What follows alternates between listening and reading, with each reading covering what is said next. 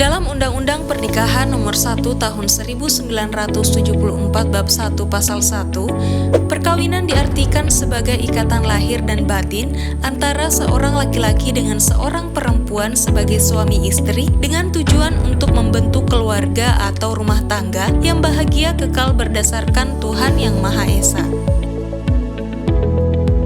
Menikah adalah bersatunya laki-laki dan perempuan dalam sebuah keluarga melalui pernikahan yang sah. Bukti pernikahan dicatat dengan adanya akta menikah atau buku nikah.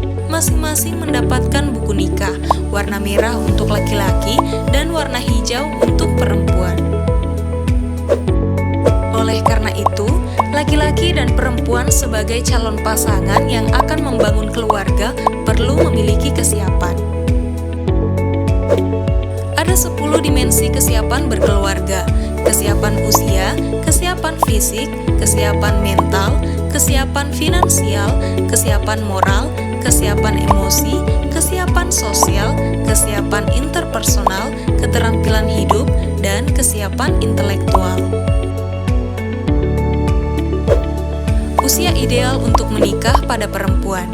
Sesuai perannya sebagai istri dalam sebuah keluarga, usia ideal untuk menikah pada perempuan adalah 21 tahun. Usia 21 merupakan usia minimal menikah pada perempuan karena menentukan kesiapan fisik, terutama hamil dan melahirkan, mental dan emosi, serta kesiapan dimensi lainnya. Usia ideal menikah pada laki-laki. Usia ideal menikah pada laki-laki adalah 25 tahun. Pada usia 25 tahun, dengan pertimbangan perannya sebagai suami, laki-laki sudah memiliki kesiapan finansial dengan memiliki pendapatan atau penghasilan untuk menjalankan fungsi ekonomi keluarga. Di sebagian besar daerah di Indonesia, fungsi ekonomi keluarga sudah menjadi tanggung jawab bersama antara suami dan istri. Hal ini karena akses yang sama antara laki-laki dan perempuan terhadap pendidikan dan pekerjaan. Pendewasaan usia perkawinan atau PUP. PUP adalah upaya untuk meningkatkan usia pada perkawinan pertama sehingga pada saat perkawinan mencapai usia 21 tahun bagi perempuan dan 25 tahun bagi laki-laki. PUP bukan sekedar menunda perkawinan sampai usia tertentu saja, akan tetapi juga mengusahakan agar kehamilan pertama terjadi pada usia yang cukup dewasa.